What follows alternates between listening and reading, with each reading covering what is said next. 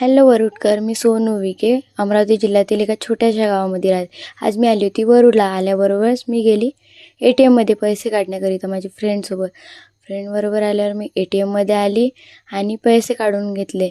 पैसे काढल्यानंतर पूनमला बाय करून मी निघाली फ्रेंडच्या घराकडे जाण्यासाठी.